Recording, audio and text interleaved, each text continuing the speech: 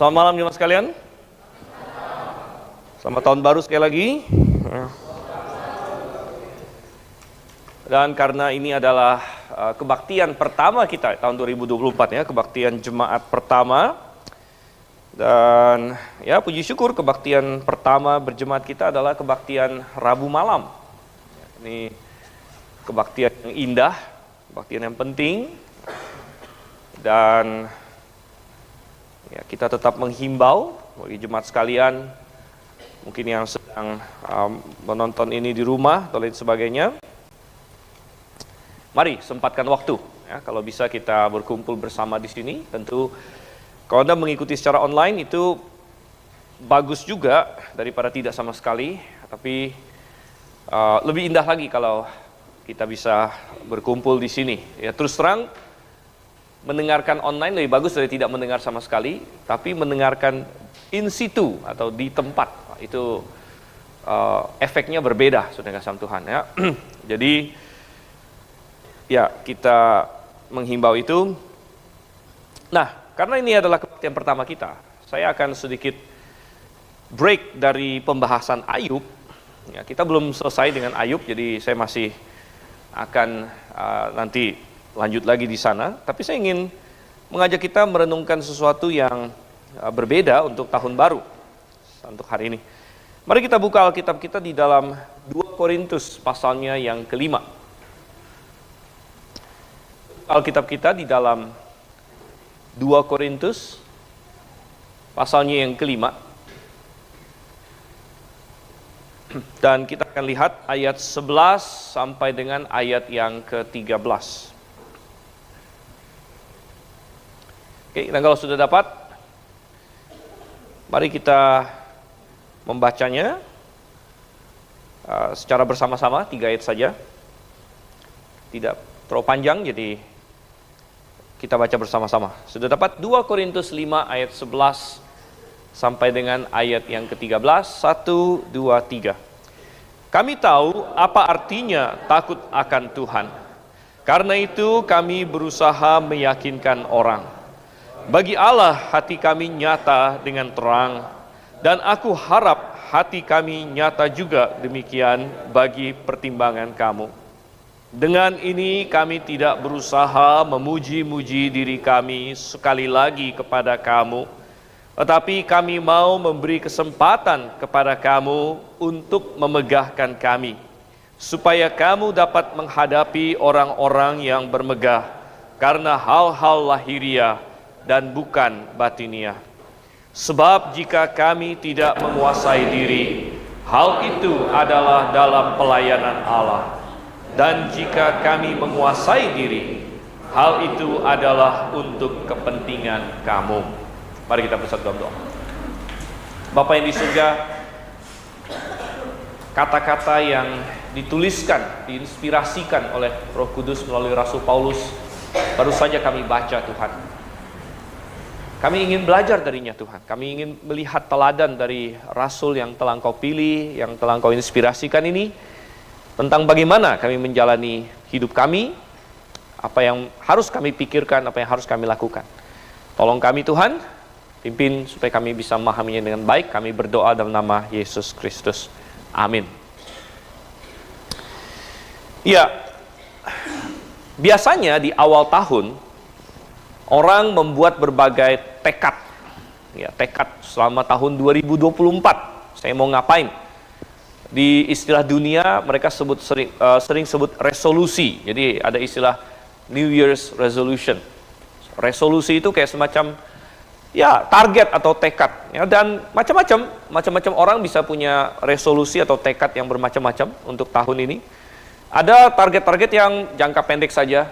Oh, misalnya saya mau baca buku ini, atau saya mau olahraga ini, atau mungkin saya mau pergi ke sini dan lain sebagainya. Itu adalah target-target yang jangka pendek bisa dibilang.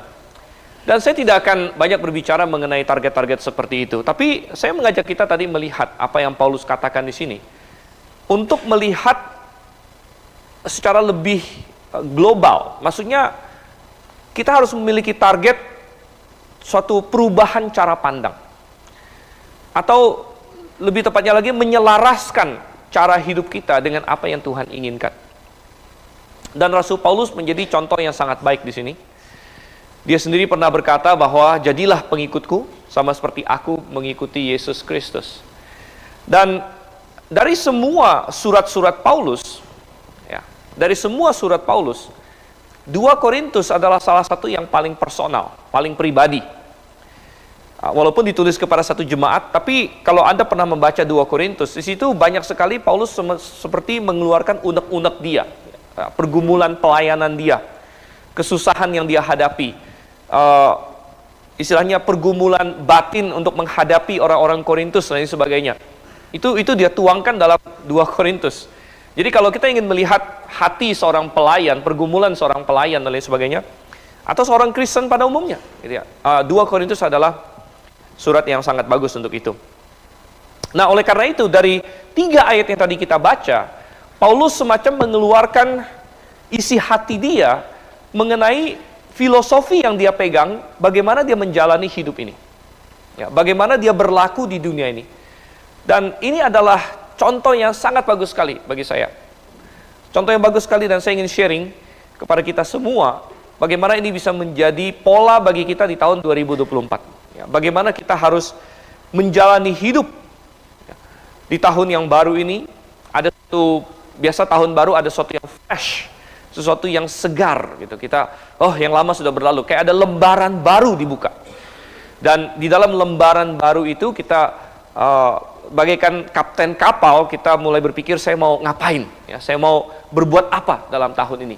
Dan maka ini adalah suatu pemikiran rohani yang menurut saya sangat pantas untuk kita renungkan. Oke, dan ada 3 ayat, ada 3 poin di sini, bagaimana Paulus hidup dan bagaimana kita meneladani Paulus untuk hidup. Ya, yang pertama, saudara kasih Tuhan, saya ingin menantang kita semua. Mari kita tahun 2024 ini hidup dengan sadar akan kekekalan. Hidup dengan sadar akan kekekalan. Coba kita lihat ayat yang ke-11 di sini. Apa yang Paulus katakan? Kami tahu apa artinya takut akan Tuhan. Karena itu kami berusaha meyakinkan orang. Jadi Paulus berkata bahwa dalam kehidupan dia, takut akan Tuhan menjadi suatu prinsip yang mengendalikan hidup dia. Dia hidup dengan sadar akan Tuhan. Dan kalau kita sadar akan Tuhan, kita sadar akan kekekalan. Dan ini bukan hanya sekedar percaya bahwa Tuhan ada. Nah, ada orang yang menulis buku Kristen yang ateis. Mungkin Anda pikir, kok Kristen bisa ateis? Kan? Bukan dalam pengertian secara intelektual. Banyak orang secara intelektual percaya ada Tuhan. Apalagi di Indonesia, di mana kita negara Pancasila, sila pertama adalah ketuhanan yang Maha Esa. Bahkan kalau ada orang Indonesia berani bilang saya nggak percaya ada Tuhan, berbahaya sebenarnya. Dia bisa dipersekusi malah, gitu ya. Tetapi kita bukan bicara hanya berkata, saya percaya ada Tuhan. Tetapi maksudnya begini, kamu bilang kamu percaya ada Tuhan, tapi apakah Tuhan berdampak dalam hidup kamu? Apakah kamu hidup sehari-hari dengan suatu kesadaran, consciousness, ya, dengan suatu kayak semacam sadar betul bahwa Tuhan ada dan menyertai, gitu. Nah, kehidupan yang demikian, kalau dalam bahasa Inggris disebut a godly life. Godly life itu dalam bahasa Indonesia sering diterjemahkan hidup yang saleh. Tapi sebenarnya dalam bahasa Inggrisnya dibilang godly. Apa itu godly? Godly itu kan ada akhiran li dengan God, ya. God itu Tuhan. Jadi maksudnya kehidupan yang bertuhan atau beralah atau ya yang berorientasi kepada Allah, begitu. Di mana Allah atau God itu mempengaruhi kita dalam hidup ini. Ya. Dan kita masuk tahun 2024 memang. Tahun 2024 ada begitu banyak yang bisa kita rencanakan. Ada begitu banyak yang bisa kita lakukan.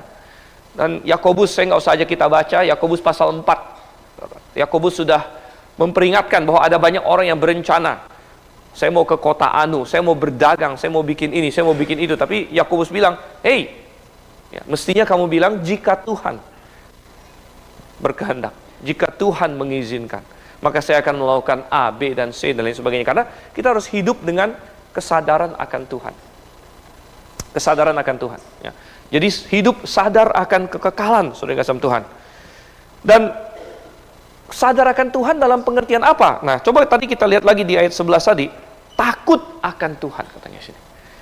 Kami tahu apa artinya takut akan Tuhan. Paulus berkata demikian, kami tahu apa artinya takut akan Tuhan. Kita bisa tanya kepada orang Kristen bahkan hari ini, kamu tahu tidak apa itu takut akan Tuhan? Paulus bilang, kami tahu artinya takut akan Tuhan. Tapi apakah kita tahu apa artinya takut akan Tuhan? Gitu. Apa sih takut akan Tuhan? Gitu. Apakah takut akan Tuhan itu ketakutan akan Tuhan? Saya selalu ingat waktu saya masih SMA, saya tinggal, jadi gedung Grafe belum seperti ini ya. Kita masih baru ada satu kalau tidak salah. Gedung kita baru ada satu. Dan saya dengan Pak Suento tentunya kami tinggal di lantai 4 yang sekarang jadi tempat radio itu. Ya, itu rumah kami di situ. Ya. Dan saya masih ingat di SMA di kelas, saya sering bilang sama teman, saya tinggalnya di gereja. Saya tinggal di gereja. Lalu ada satu teman saya, mungkin dia saya nggak tahu ya, dia nggak punya bayangan kali. Dia bilang, di gereja, ngeri dong, dia bilang. Ya, mungkin bayangan dia gereja itu seperti apa kali gitu kan. Saya tinggal di gereja, ngeri dong, gelap-gelap, ada lilin-lilin, dia bilang gitu kan. Nggak tahu gereja mana yang dia pikirkan gitu kan, seperti itu. Entah gereja apa, dia bilang. Ya, tapi konsepnya seperti itu. Ya, oh kamu tinggal di gereja, ngeri dong ini rumah kamu. Ya. Jadi takut akan Tuhan. Apa itu takut akan Tuhan? Apakah takut akan Tuhan itu ketakutan akan Tuhan? Kayak kalau mendengar nama Tuhan kita jadi mau lari atau lain sebagainya, kan bukan seperti itu. Bukan seperti itu, saudara. Ya. Takut akan Tuhan ini semacam perpaduan antara rasa respect terhadap Dia dan takut untuk melanggar firman-Nya sebenarnya. Takut untuk melanggar firman-Nya, tahu bahwa Dia adalah penguasa. Dan kalau kita mau bicara mengenai takut akan Tuhan, saya selalu di kelas teologi, saya selalu berkata, seringkali dalam Alkitab, kali pertama suatu kata muncul itu signifikan. Ya. Kali pertama suatu istilah muncul dalam Alkitab itu signifikan. Dan kapan pertama kali kata takut muncul dalam Alkitab? Ya. Untuk kalau kita cek-cek, kata takut pertama kali muncul dalam Alkitab itu dari Kejadian pasal 3. Ketika Adam dan Hawa makan buah itu, ya, kemudian mereka sadar, mereka telanjang, kemudian mereka takut ketika Tuhan datang. Itu pertama kali manusia merasa takut.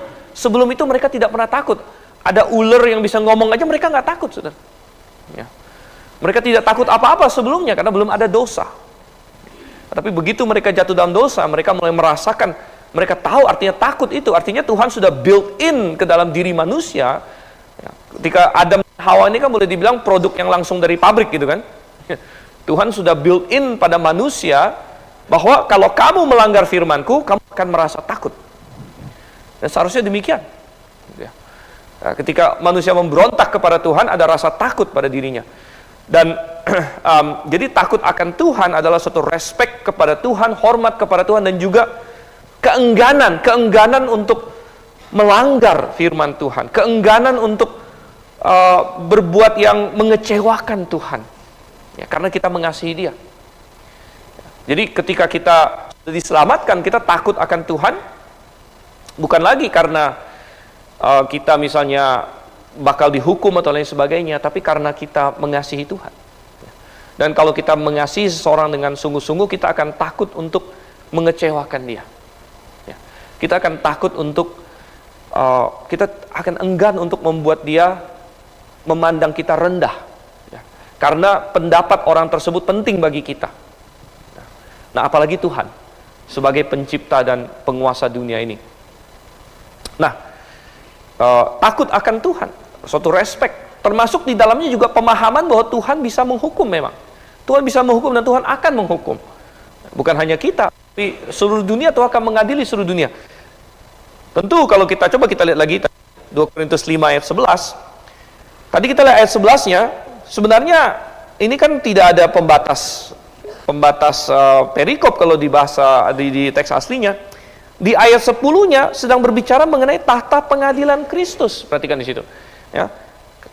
Kita semua harus menghadap tahta pengadilan Kristus supaya setiap orang memperoleh apa yang patut diterimanya sesuai dengan dilakukan dalam hidup ini, baik ataupun jahat. Kemudian lanjut ke ayat 11, kami tahu apa artinya takut akan Tuhan. Jadi takut akan Tuhan di ayat 11 ada kaitannya dengan bahwa akan ada pengadilan. Di ayat yang ke-10. Gitu. Kita semua akan menghadap pengadilan. Nah, kita akan, apa yang baik yang kita lakukan, apa yang tidak baik dilakukan, kita akan ini. Oleh karena itu, kami tahu akan takut akan Tuhan. Nah, sekali lagi, bagi orang yang sudah diselamatkan, oke, kita sudah diselamatkan. Kita sudah dibenarkan oleh Yesus Kristus. Kita sudah mendapatkan hidup yang kekal. Tetapi apa aplikasinya? Nah, Paulus berikan di sini ayat yang ke-11.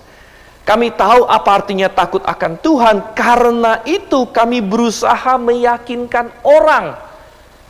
Saudara yang kasih Tuhan, sebenarnya hidup sadar akan kekekalan itu banyak sekali aplikasinya.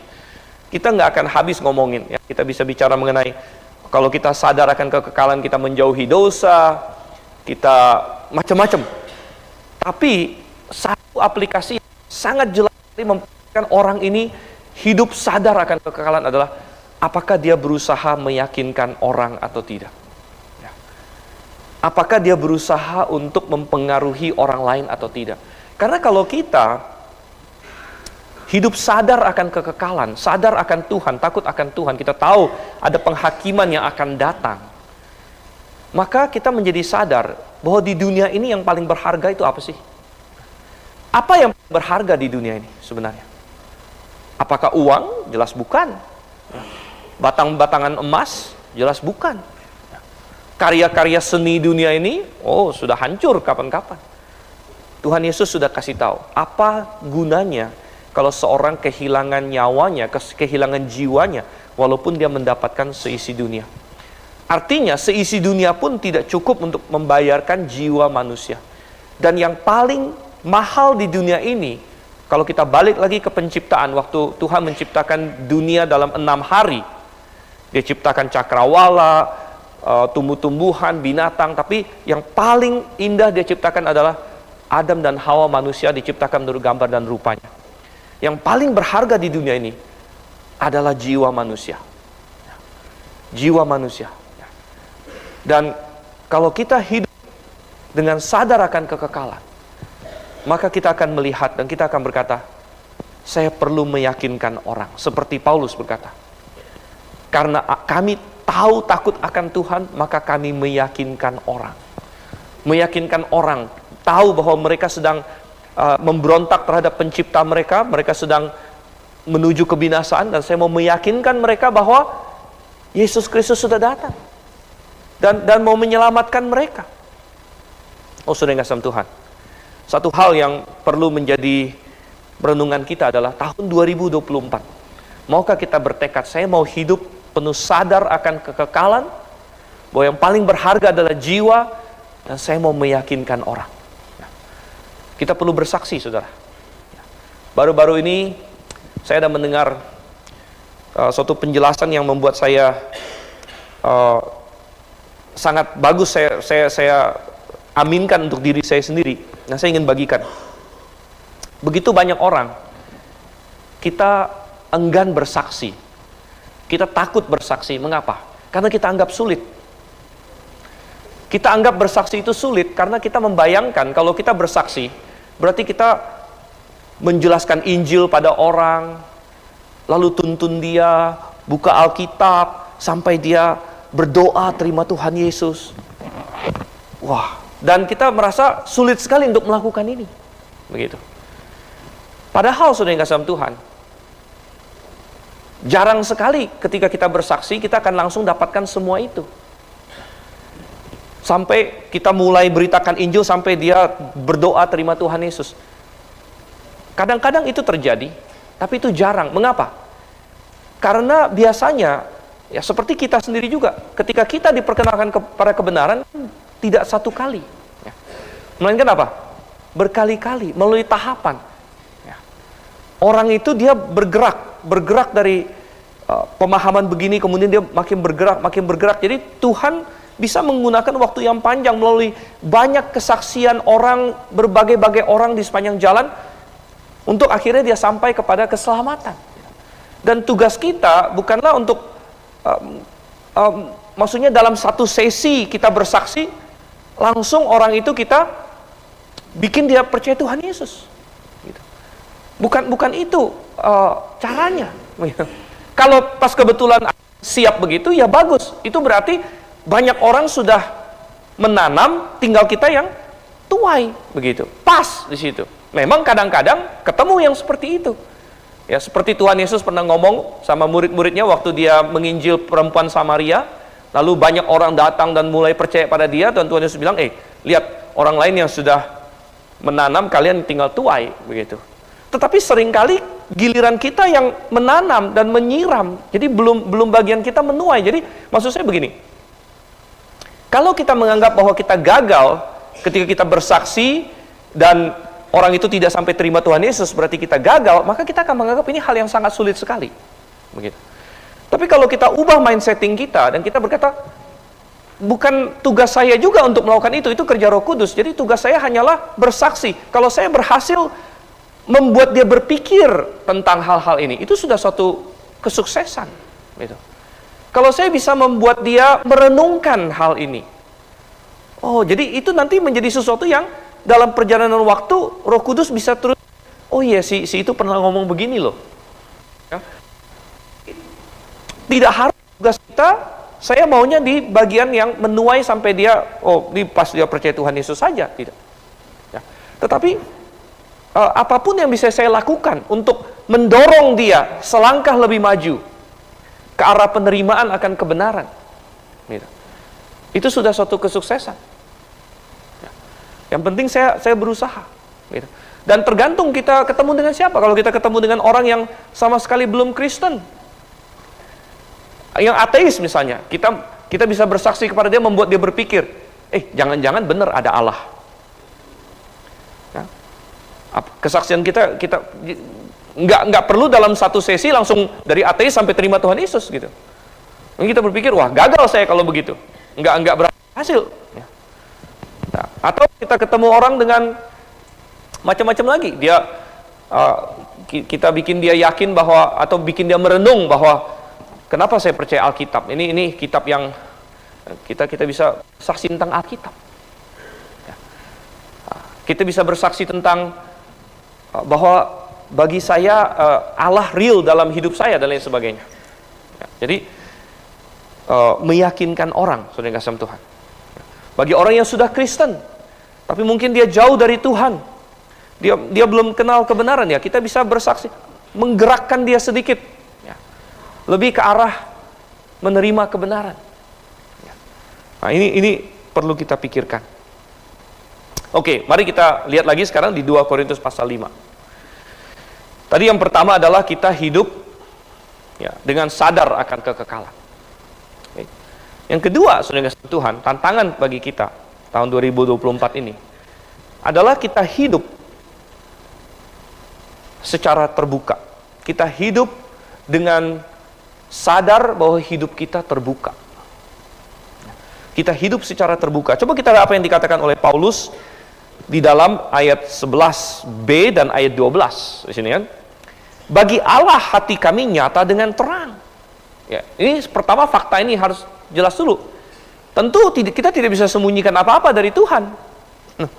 Dan aku harap hati kami nyata juga demikian bagi pertimbangan kamu. Jadi Paulus hanya berkata begini, bukan hanya Tuhan tahu persis hati kami dan hidup kami, kami harap kamu pun bisa tahu dengan jelas kami. Paulus ingin berkata, hidup saya adalah hidup yang transparan. Hidup saya adalah hidup yang terbuka. Dan saya mau bahkan kalian menguji saya. Dan bahkan di ayat yang ke-12 dia bilang, saya mau kalian menguji saya dan bahkan berbangga atas saya. Saya nggak mau lagi membanggakan diri, biarlah kalian yang lihat dan bangga akan saya. Nah, kalian yang memegahkan saya. Ya. Dan ini luar biasa, saudara. Berapa banyak orang Kristen hari ini yang berani berkata, saya mau detil-detil kehidupan saya diketahui semua orang. Ya. Saya mau tindakan-tindakan saya diketahui semua orang. Berapa banyak yang berani berkata demikian? Seperti Rasul Paulus berkata demikian. Ya. Bahwa saya mau hidup yang transparan. Saya tidak mau hidup yang di depan orang begini, nanti di belakang ada yang tidak boleh dilihat orang. Paulus tidak mau hidup yang seperti itu. Ya. Dia bilang, enggak, ya, hati kami nyata bagi Allah, dan saya juga mau nyata bagi kalian. Ya. Dan ini adalah suatu hal yang luar biasa. Ya. Mungkin tidak banyak orang Kristen yang mau berkata demikian. Jangankan, ya, tidak banyak manusia yang mau berkata demikian. Banyak orang bahkan ketakutan kalau misalnya komputer dia dicek gitu kan. Browser historinya dicek. Wah, ini habis nge-search apa ini di Chrome atau lain sebagainya. Gitu aja udah ketakutan mungkin. Tetapi saudara yang kasih dalam Tuhan, bukankah Alkitab berkata, bukankah dari sejak anak-anak kita sudah diajar bahwa mata Tuhan melihat. Betul kan? Hati kami nyata bagi Tuhan. Coba kita buka Markus pasal 4, saudara. Markus pasal 4 ayat 22 dan 23.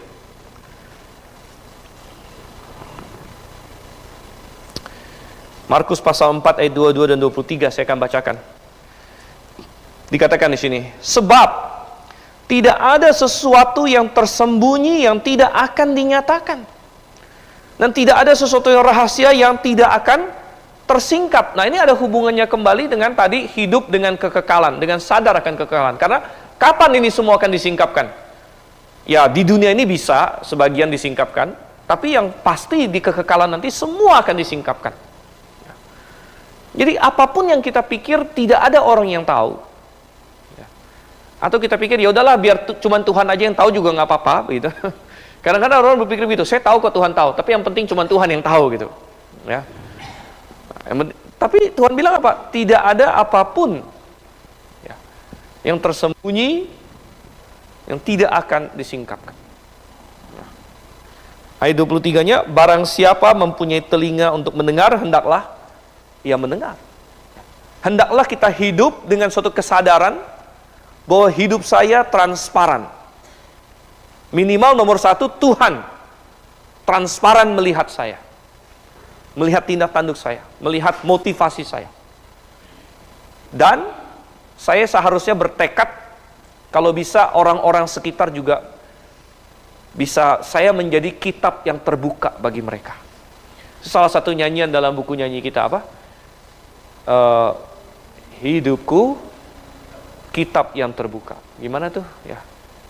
Hidupku kitab terbuka, dibaca sesamaku. Dan kita malah berkata, saya mau orang-orang yang melihat saya bisa bangga atas saya. Saya mau menjadi teladan bagi orang. Seperti Paulus. Aku mau kalian yang memegahkan saya. Jangan saya yang menyombongkan diri, tapi biarlah hidup saya menjadi jelas bagi kalian.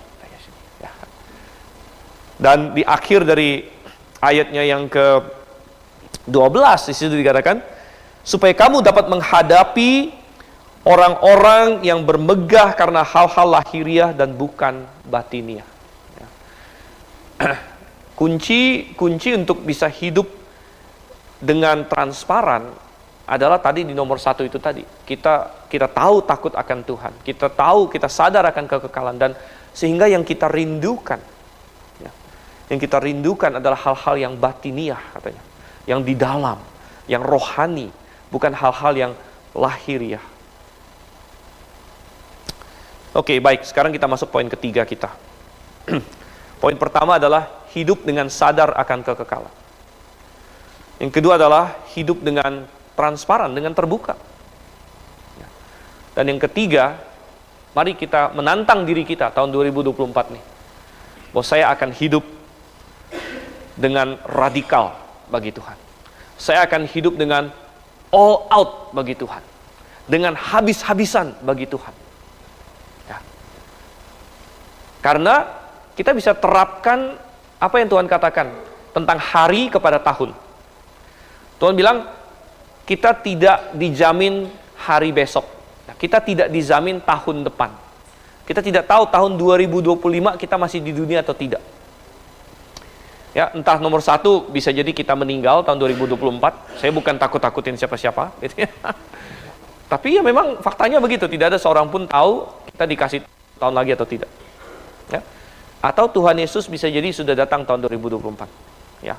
Dan kita kan selalu bilang Maranatha. Maranatha kan Tuhan datang kembali. Jangan-jangan Anda bilang Maranatha, tapi Tuhan jangan dulu, gitu kan. Dalam hatinya jangan dulu. Gitu. Ya, kan nggak bisa. Tuhan bisa datang tahun 2024. Atau mungkin kita tidak ada lagi di dunia tahun 2025. Jadi, kalau tahun 2024, mengapa kita tidak hidup habis-habisan bagi Tuhan? Coba kita lihat apa yang Paulus katakan di ayat yang ke-13. Dikatakan di sini ya. Sebab jika kami tidak menguasai diri, hal itu ada dalam pelayanan Allah. Nah, sebenarnya kata tidak menguasai diri di sini, itu dari kata eksistemi. Eksistemi itu kayak to be beside oneself. Jadi kayak konsep itu kayak menjadi sinting atau dianggap sinting atau dianggap gila begitu. Ya. Jadi kayak di luar akal, di luar nalar. Ya. Jadi jikalau kami istilahnya dicap gila oleh orang, dianggap terlalu radikal bagi orang. Jika kami dianggap sudah kehilangan akal gitu oleh orang. Ya. Hal itu adalah dalam pelayanan Allah. Ya. Hal itu adalah dalam rangka, Paulus bilang, dalam rangka saya hidup bagi Tuhan. Ya. Dalam rangka saya hidup bagi Tuhan, nggak apa-apa. Orang anggap saya sudah gila. Sudah di luar nalar, katanya. Sudah tidak bisa menguasai diri lagi. Saya jadi teringat salah satu insiden Paulus ketika dia diperhadapkan kepada Raja Agripa, masih ingat ya? Di Kisah Rasul pasal 20 sekian itu. Ingat, Paulus waktu itu sudah dikurung sekian tahun ya, di bawah Felix ya, kemudian Felix diganti Festus, kemudian datang Raja Agripa. Lalu Paulus punya kesempatan untuk bicara di depan Agripa. Dan mungkin terus bingung, mestinya Paulus menggunakan kesempatan itu untuk apa? Misalnya baik-baikin Agripa, mohon pengampunan. Anda bisa bayangkan, ini tahanan yang sudah cukup lama. Ada seorang raja yang bisa saja membebaskan dia di situ. Mestinya yang Paulus pikirkan dalam pemikiran Festus adalah membaik-baikin si Agripa ini, mungkin jilat-jilat dia sedikit, baik-baikin dia, lain sebagainya, supaya Agripa bisa ngomong yang baik. Tapi tidak, sama sekali tidak. Paulus dalam seluruh khotbah dia atau ceramah dia kepada Agripa, sama sekali tidak ngomongin dia sendiri. Dia 100% mencoba membuat Agripa menjadi orang Kristen. Sampai-sampai Agripa berkata, hampir-hampir saja kamu membuat aku menjadi Kristen. Dan Festus yang berkata, Paulus, engkau sudah gila, katanya. Apa yang engkau pelajari, ilmumu yang banyak itu sudah membuat kamu menjadi gila. Ini yang Festus katakan.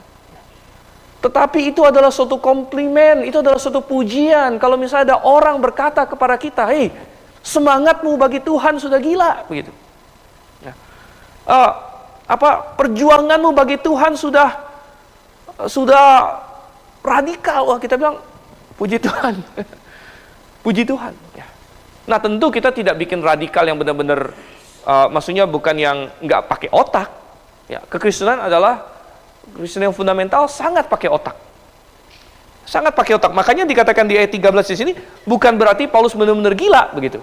Karena kata-kata berikutnya, jika kami menguasai diri, ya, jadi kalau kami tidak menguasai diri, kalau kami dianggap gila, itu adalah karena dalam rangka melayani Tuhan. Tapi sebenarnya kami menguasai diri, sebenarnya kami tidak gila sama sekali, gitu. Karena jikalau kami menguasai diri, hal itu adalah untuk kepentingan kamu. Ya, sebenarnya kami sangat sadar, sangat jelas sekali apa yang benar sebenarnya justru. Ya. Dan ini adalah saatnya kita habis-habisan bagi Tuhan. Jangan setengah-setengah, jangan mau puas dengan kekristenan yang setengah-setengah. Iman yang tangguh. Ya. Kalau kita percaya, ya percaya. Gitu. Kenapa harus tanggung-tanggung? Kenapa seolah-olah, oh saya percaya Tuhan akan memberikan hadiah, bahwa hidup ini sementara, bahwa kekekalan adalah yang paling penting. Tapi kayak setengah-setengah gitu. Setengah percaya, setengah enggak. Gitu kan? Dan tidak tercermin di dalam hidup kita. Nah, kita tidak berani bayar harga, tidak berani seperti Paulus yang saya nggak masalah orang anggap saya gila, Paulus bilang. Festus anggap saya gila, nggak apa-apa. Ya, saya bukan gila. Saya berharap, Paulus bilang, lama kelamaan atau sebentar lagi semua orang seperti aku kecuali rantai-rantai ini, katanya. Paulus bilang. Dan ya, apakah kita perlu takut untuk dicemooh dunia? Jangan. Hidup habis-habisan bagi Tuhan. Jangan takut. Apakah kita takut bahwa kita diancam macam-macam? Mulai dari dikucilkan, dijauhi teman, dianggap aneh oleh orang-orang sekitar, oleh keluarga, oleh kantor, karena kita tidak melakukan yang dunia lakukan. Kita hidup seperti musafir di dunia ini. Lalu ngapain aneh? Kita bahkan belum seperti Yohanes Pembaptis loh. Itu nenek moyang kita, Yohanes Pembaptis itu. Pendiri gereja baptis itu Yohanes Pembaptis. Kita belum dituntut seperti dia yang pakai jubah dari kulit unta, makan belalang sama madu, ya. Kan belum disuruh begitu kan? Ya. Makan belalang segala macam, tidak. Ya. Kalau misalnya kita tidak, orang nge-wine, nge-beer, kita tidak. Orang ngerokok, kita tidak. Orang pornografi, kita tidak. Orang nonton segala macam yang di dunia ini, ya, ada banyak yang kita tidak mau nonton. Ya. Orang berpakaian dengan tidak senonoh di dunia ini, tidak membedakan antara pakaian laki-laki dan perempuan, kita tidak. Lalu kita dianggap aneh. Ini makhluk dari mana ini? Ya nggak apa-apa. Saya mau hidup habis-habisan bagi Tuhan kok. Saya mau menjalani hidup yang musafir di dunia ini. Saya mau radikal bagi Tuhan. Mau orang lain anggap saya gila, ya nggak masalah juga. Paulus bilang seperti itu. Jadi mari kita melakukannya. Mari kita hidup tahun 2024 ini sesuai dengan apa yang Tuhan inginkan. Mari kita berdoa.